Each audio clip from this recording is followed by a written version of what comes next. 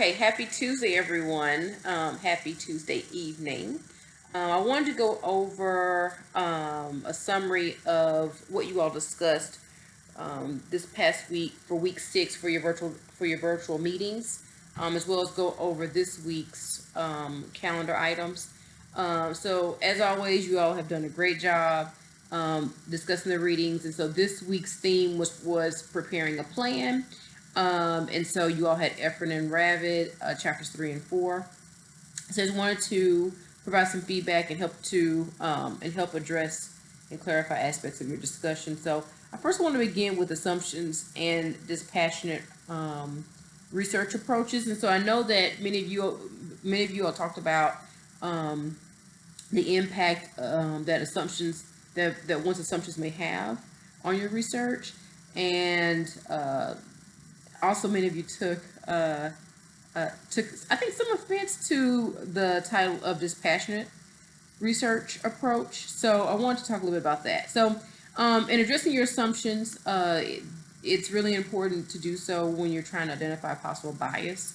And so I know that many of you all you seem to be a little bit uncomfortable, maybe not uncomfortable, but you seem to be somewhat concerned about the emphasis on bias. I'll put it that way. And so I understand the concerns about the emphasis being placed on bias so much. And so, as I stated before many times, right, that bias is not something that is a bad thing.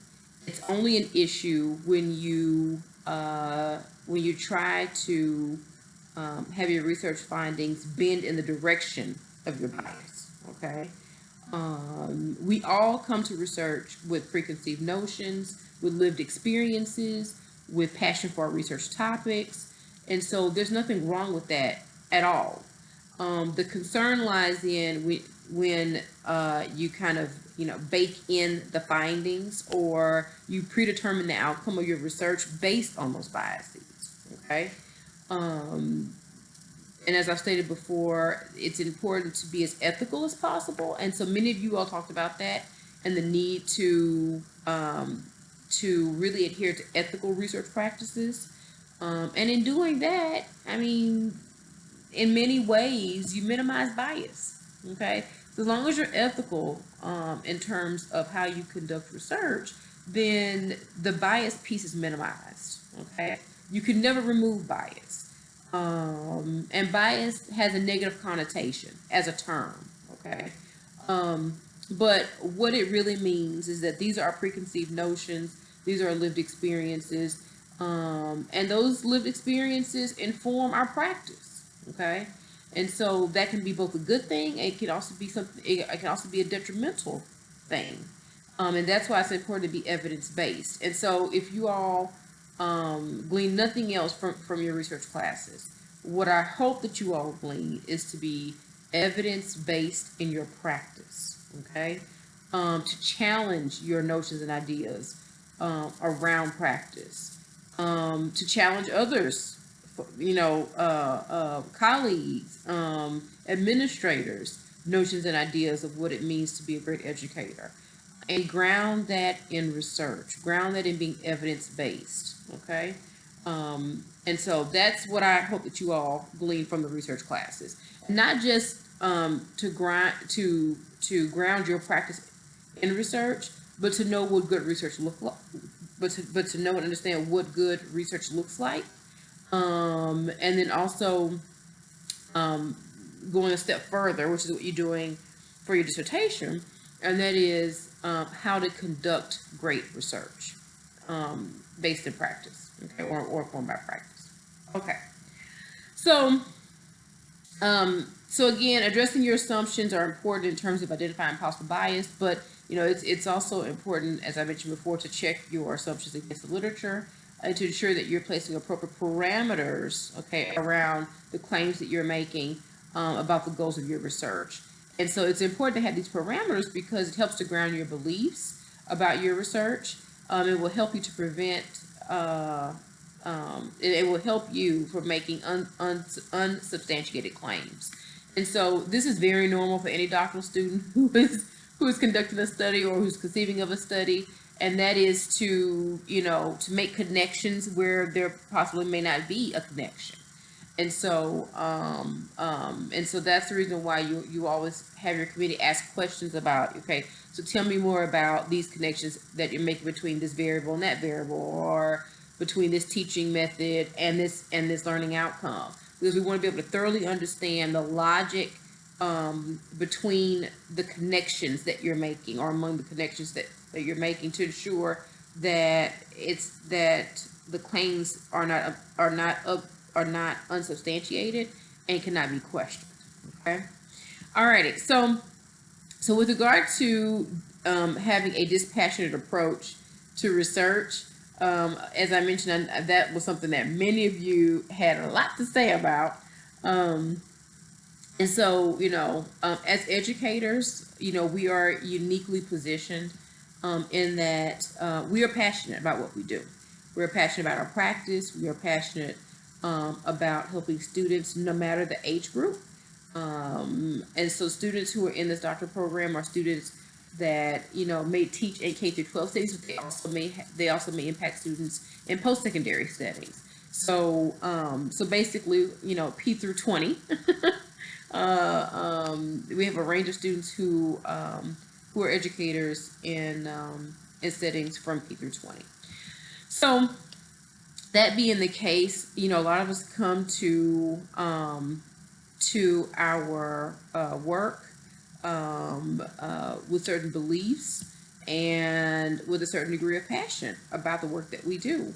And so whether you have a philosophical belief that's grounded in social justice, or pragmatist research approaches, critical consciousness, positivist, educational research is where your practice and your philosophical beliefs converge. Okay, and that's the beauty about educational research, is that you're able to find a place where again your practice and your philosophy converge, and you're able to conduct research in a way that is evidence-based. And so again, you may come to the research having this understanding, having these beliefs, but then you're also open to and influenced by the evidence as a result from the research that you both read, okay, or consume, as well as the research that you conduct. Okay.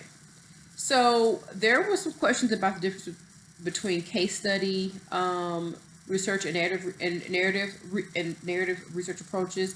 And so you will see that your committee will talk a lot about qualitative research approaches, and so a narrative research approach will come up in discussion. And so the main difference between the two, you could find in your Criswell and Poff text, which many of you had when you took the Educational Research 2 course. Okay. And so, so the difference between a case study and narrative research approach is it really has to deal with the role of the researcher. Okay. And so, in terms of the researcher, with a narrative research approach, it really involves studying a single person, and with a case study, it can be based on one person or many individuals, and so also with regards to case studies are bounded by a number of factors. Okay, and so case studies are unique in that the researcher determines how these cases are bound. Okay, and so they're bound by time, by location, by setting. And a narrative research really focuses on the studies of individuals, okay, told by those individuals, their meaning, the lessons to be learned, okay. And so those are the main differences, and that is a narrative research approach really focuses on the individual participant that is telling a story about their experience. Okay. And oftentimes you will read about narrative self-studies where the participant is also the researcher. Okay. And in a case study, um, um, in a case study, typically the research is not necessarily about the individual and the researcher, but it's more about participants that are not the researcher. Although you can find case studies that are a single case, which is a narrative of self-study approach. And so um, a narrative research approach is also something that can be defined as a case, because a case can be defined by by individuals and their experiences. Okay, so for me, I am an academic advisor for um, a teacher preparation program, and so there are many academic advisors in the College of Education, but not necessarily for STEM students. And so I would be a single case because I'm bounded by my student population that I serve. I am bounded by the majors of students that I serve. I am bounded by my profession being an academic advisor. And so, these criteria are what really bounds case studies. Okay. And so a narrative can be a case study, but a case study isn't always a narrative research approach. Okay. And so remember that these approaches are not mutually exclusive and can be used in combination with one another. Okay. So there were some concerns about narrative research, and so there are three main areas in terms of narrative research that may constitute some ethical issues of concern, and one is distorting data because it is an individual account. The second one is the inability to tell a story due to possible trauma as a result of the experience being revisited. Okay, for some participants, the retelling of a story may be extremely traumatic because the experience itself was traumatic. And then the third possible ethical issue may be forgetting aspects of the account. Okay. And so again, I'm only mentioning these three issues of ethics because students brought this up in their discussion. Okay. And that does not mean that because I'm bringing it up here about narrative research that that it's not a valuable research approach, and that the other aspects of research, like case studies, do not have ethical issues. They also have potential ethical issues. But I just wanted to address it because I know that some students brought it up in their discussions. Okay. As a qualitative researcher, you are the instrument of analysis in terms of qualitative research. And so, what do I mean by that? Well, what I mean is that not only are you collecting data, but you are also analyzing the data. Okay, and you're also interpreting the findings. Okay, and so that's the primary difference between qualitative and quantitative. And that is the role of the researcher. And with quantitative research, although you may use software to conduct analyses, okay, so you're not necessarily the instrument of analysis in terms of the actual conducting of the statistics, okay, but you do make decisions about what data are to be analyzed. You make decisions about the time and the place of data collection. All these things impact the outcomes of studies. Okay. And then you also interpret the findings. Okay. So what does one standard deviation mean, or two standard deviations mean? What does a correlation of an independent variable and a dependent variable actually mean? What does a regression mean with regards to the parameters of your study? And so that the meaning of those findings is something that you must interpret. Okay. And so In that sense, although you're not the instrument of analysis in terms of the actual calculations of the statistics, you are to a degree an instrument of interpreting the findings. Okay, and in a way that is analysis. That is analysis. So. And so many of you all mentioned about about mixed methods research, and as you all know, that I have an affinity for that. I feel that mixed methods research is comprehensive in scope and in analysis, and that it does a great job of being able to triangulate findings. And so many students express concern about the lengthiness of mixed methods research. And so yes, it can be lengthier. Okay. Um, but the lengthy aspect of what you're going to do is the qualitative research. Okay. With quantitative, you input your data. SPSS will calculate these statistical analyses, and then from there you have to interpret the findings. And so that happens very quickly. Okay. The qualitative research piece is what takes the time. Is what takes time, because you're having to analyze the data and you're having to interpret the findings. And so many of you are already doing qualitative research. So with the quantitative piece, it virtually adds no time. Okay. So I would say that in a mixed method study, what takes the time is actually the qualitative aspect of the research investigation. Okay. So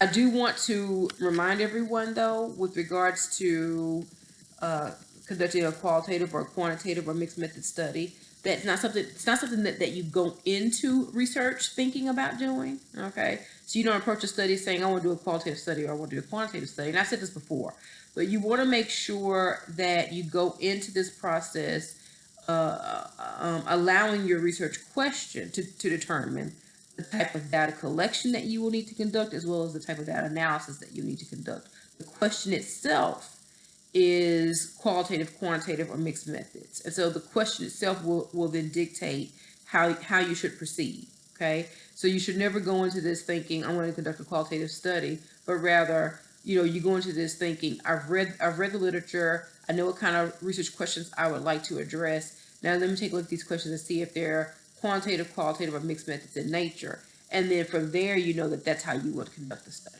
Okay. So research blueprint was something that was also mentioned in the readings and as well as in your discussions. And so the use of a blueprint is helpful to flesh out your research and to purposely think through the steps of your investigation. Okay. So after reviewing the literature, it's helpful to re-examine your plan and make sure that you address any gaps that could possibly be attended to by existing research. And remember that research is a dynamic process. Okay. And issues happen. But you have your committee to help you work through any issues or any aspect of the process, okay, and help you navigate the bumps in the road. Discipline subjectivity. This was a widely discussed aspect of the reading, and so discipline subjectivity is a really important concept in which you acknowledge your beliefs, okay, pertaining to the issue or topic being researched, but this is done in a very responsible way, okay, where the key is monitoring your biases or any possible influence of subjectivity. And then, also remember that included in the week 3 feedback was the suggestion to identify all possible areas where there may be limitations in your study and crafting a plan to address those limitations, okay? And in doing this, you not only help to minimize any possible bias in your study, but also help to increase the validity or credibility. So validity is what's used in quantitative research in terms of increasing the validity of your study. But with regards to qualitative research, credibility is what you will increase by doing this, okay, of your research. Okay. Sampling. Sampling is huge because as you all are developing your research proposals, then this is something that you have to give some thought to. And so with regards to sampling, you can utilize a combination of sampling approaches, especially if you're conducting a mixed method study. But even if you're not, okay, conducting a mixed method study, let's just say that you're conducting a qualitative study. So let's go with that, since many of you are. And you're looking at, let's say, participants at a certain school. And so I mentioned this in the feedback that I typed up and sent out. Or at a certain school district, or with a certain organization, okay? And you're employed with this organization. So this approach will allow you to use a convenient sample, okay? Because you want to interview maybe teachers or administrators or counselors that may work, at your school, in your district, or at your organization. Okay, so this denotes a convenient sample. But let's say that in addition, you want to focus on teachers who meet a certain list of criteria. So the example that I gave in the write-up was, you may want to look at teachers who instruct middle school science classes, who possess degrees in the content area, who have 5 years of teaching experience, and they're African American or Latinx. Okay. And so although you originally identified that you're using a convenient sample because you're looking at teachers at your school, in your school district, or at your organization, you've also applied a criterion. Okay. And so by doing this, you've thereby constituted your sample as being a criterion convenient sample. Okay. So the use of combinations of sampling methods to be able to identify participants is very common. Okay. Very common. And so these are things that you're going to have to give thought to as you're developing your sampling methodology for your dissertation and for this research project. Okay, so I want to make sure I gave y'all an example there that y'all could refer to.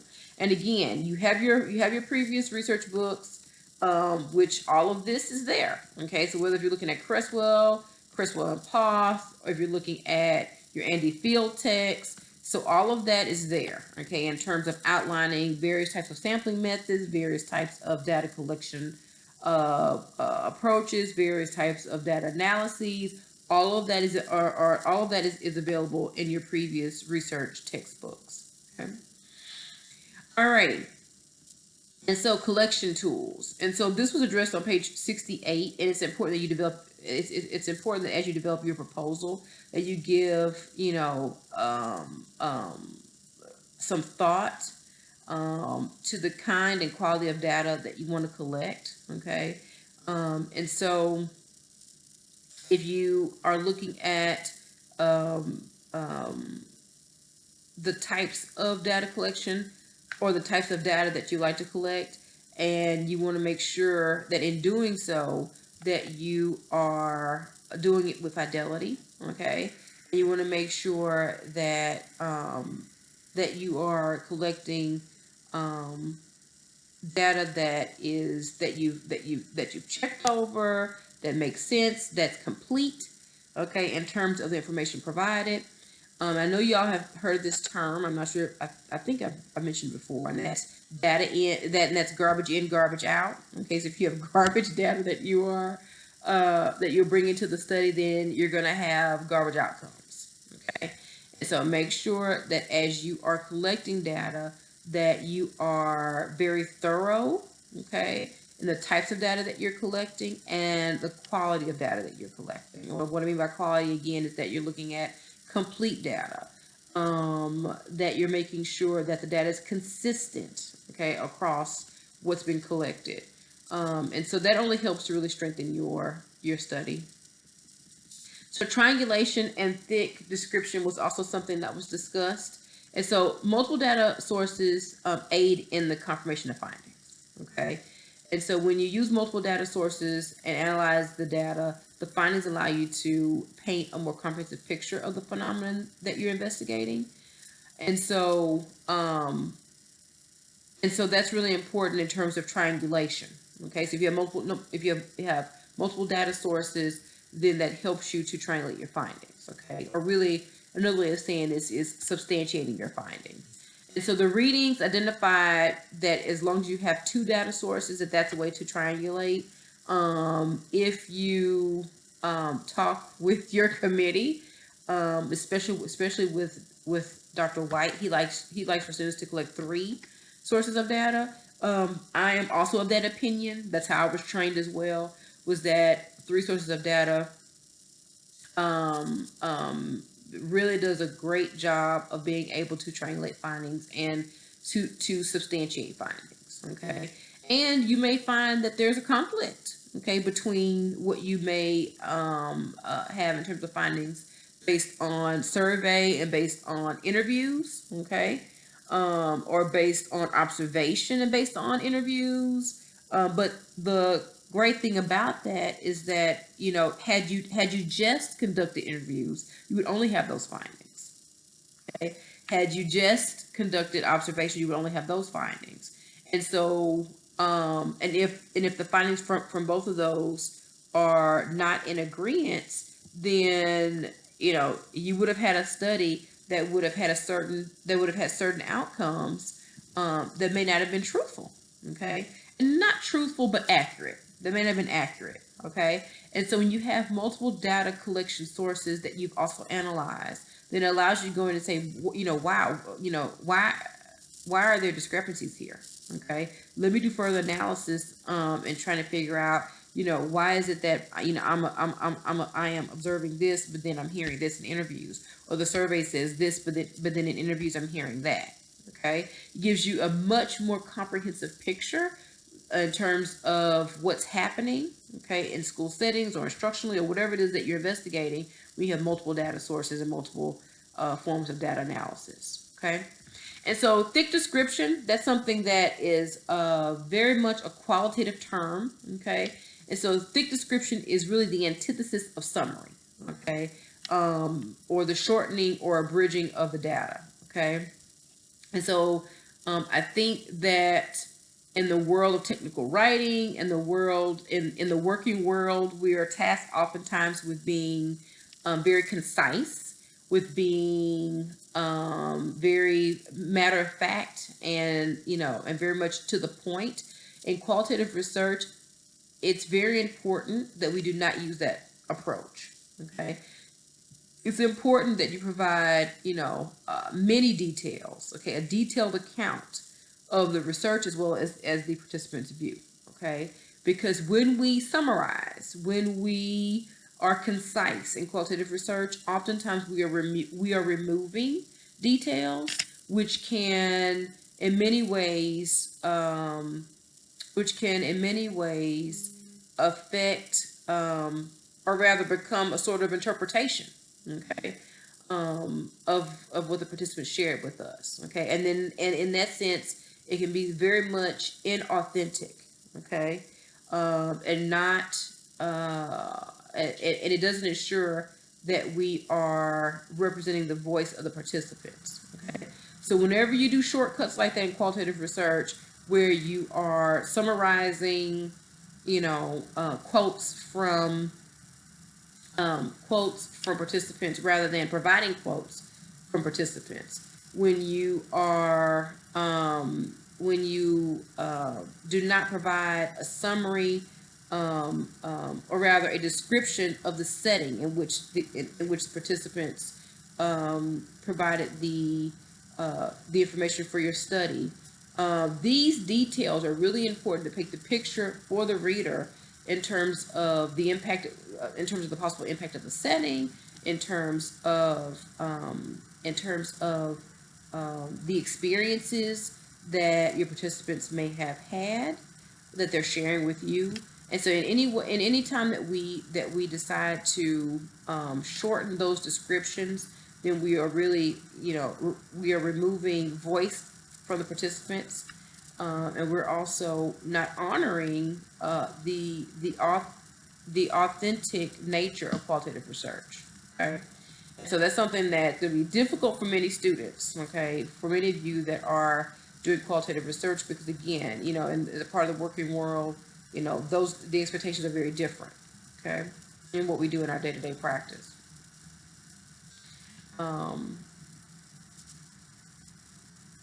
Okay. And so reflexive practice was also discussed, and this was a part of the other suggested reading.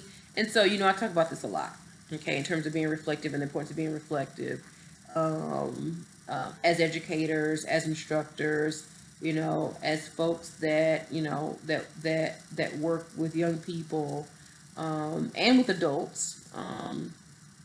So reflective practice is the foundation of good practice, both as a researcher and as an educator. Okay? So I want to make sure that I touched upon that. And then I want to go over your upcoming research proposal. And so a few of you all had questions about this in your discussion. So I've uploaded an exemplar, okay, of a proposal from a previous action research course that I've taught. And so I want y'all to really take a look at that.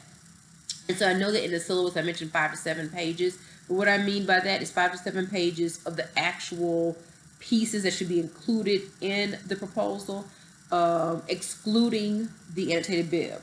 Okay, so the annotated bib, of course, will take you beyond the 5 to 7 page max. But the 5 to 7 pages, what I mean by that is, you know, the pieces that I mentioned, which are the purpose statement, the research questions, the tentative setting, and sample, the method of data collection and method of analysis. So those pieces, that's what should be within the 5 to 7 pages.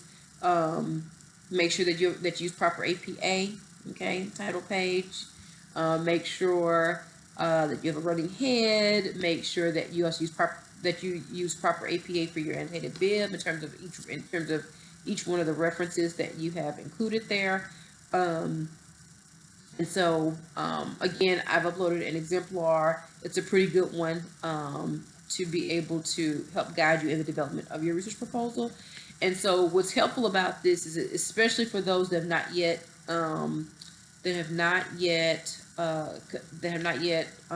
conducted their candidacy defense, that you can use this as a jumping off point to really kind of help you flesh out aspects, you know, of what you want to do going forward. Especially for those who are doing proposal defenses.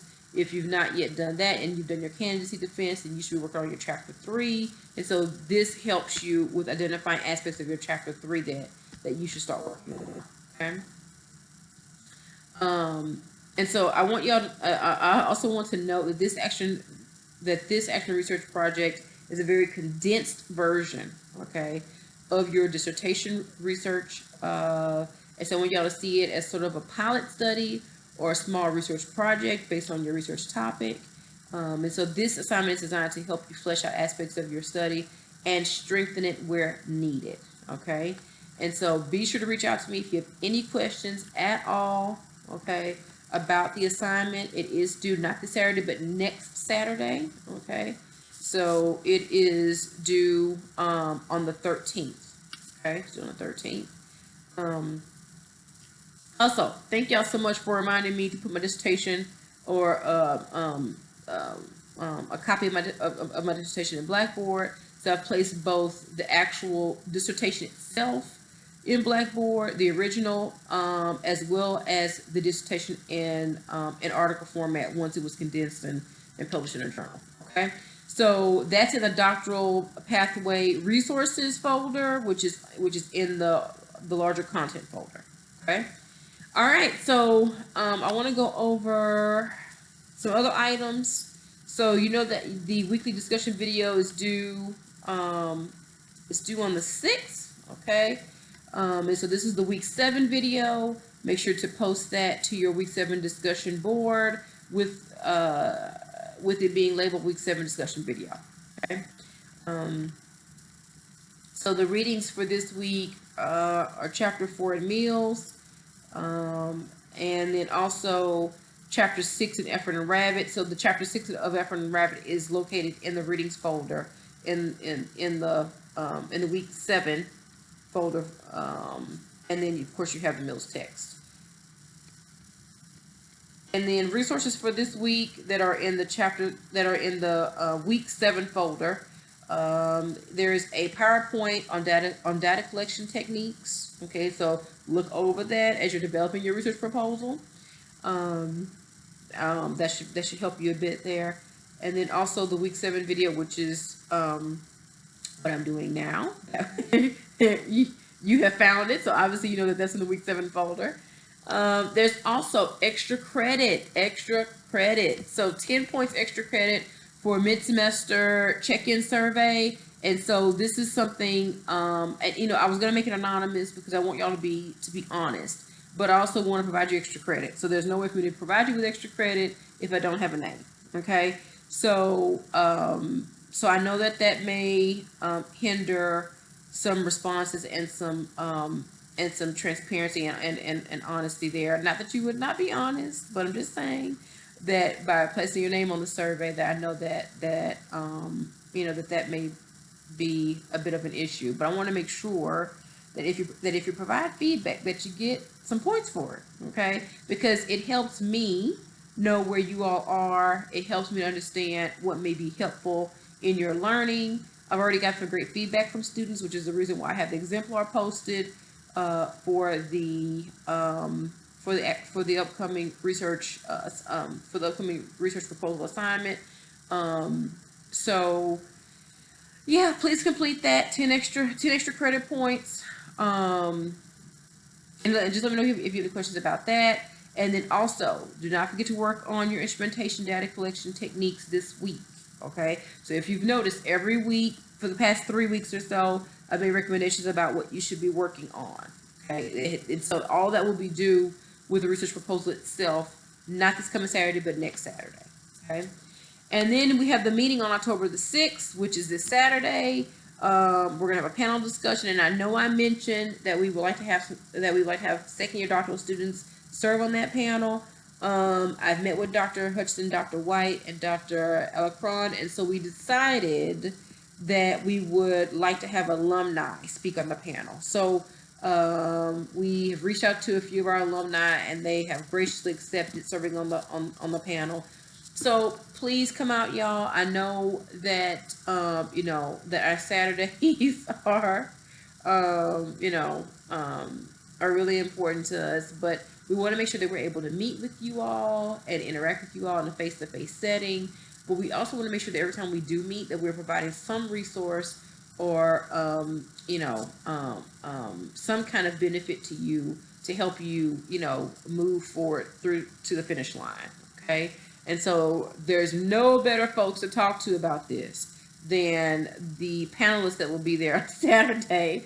We're also going to do everything we can to live stream. We're working with SiteLab to make sure that we are going to live stream.